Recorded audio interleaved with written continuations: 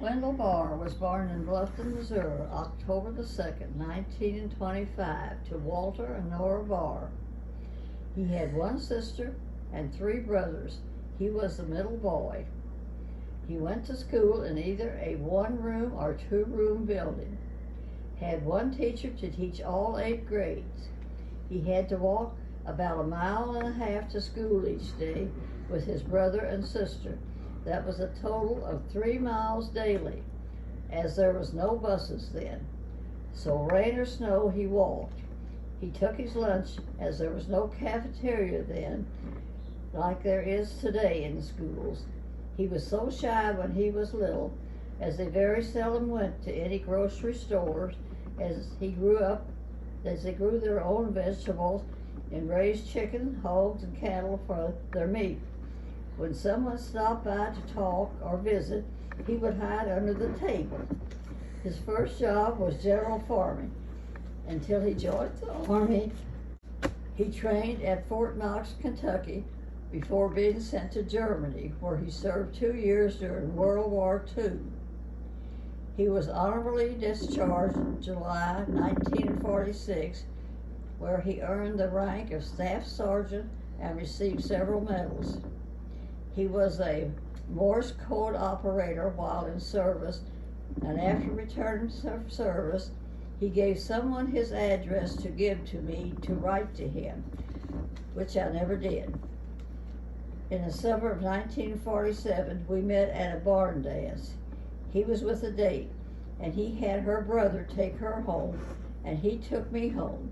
We were married December the 28th, 1949, for 51 years. We were blessed with 3 daughters. He also remained friends with one of his Army buddies. He hauled livestock for farmers to the national stockyards in Illinois and did general farming. In 1960, he bought the Rhineland grain elevator where he purchased grain from the farmers and shipped the grain in train cars to elevators in St. Louis and Illinois. There, businesses would buy the grain and process it into the products such as cornflakes, flour, bread, cake mixes, and many products we use today. After selling the Rhineland Grain Company, he worked at Wendell's Walmart, selling farm supplies to farmers such as parts for their equipment and tools. We moved to Rhineland in 1965, our first major flood in 1986. He helped move our family and his family, his daughter, mother-in-law, and the neighbors' furniture and personal things out of their homes to someplace out of the floodplain. He helped move safe deposit boxes and some equipment out of the bank on a trailer to a higher ground. The water was a couple feet high in some homes in the bank. After the water receded, it was cleanup time. He went with the fire department to hose the mud out of the homes and business places. After that cleaning, all moved back into their homes and businesses. Then in 1993, history repeated itself. We had one small flood, and then in June, we had the flood of the century. So it was the same process, moving everything out of the homes and businesses again. This time there's at least 5 foot of water in all homes and businesses, so more cleanup as before. This time the town decided it was time to do something. They decided to buy several acres of ground from a local farmer that was on a hill above Rhineland and relocate our town. Plans were made to farm lots, and a lottery was formed. Each lot was numbered.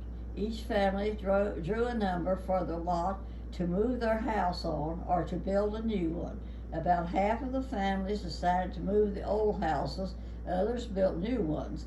After lots were made, Matico movers moved the old houses up the hill to the new location. My daughter was one of the first to move up. Ours was the second one, but we were in New York on vacation, so we didn't get to see it moved.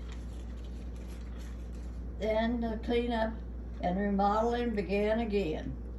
There was a lot of work for all of us, all of the remodeling and landscaping, but it was well worth it. We have a nice little town just above Old Rhineland where we don't have to worry about floods anymore. Wendell got to enjoy 9 years in his new location. He died April the 3rd, 2001.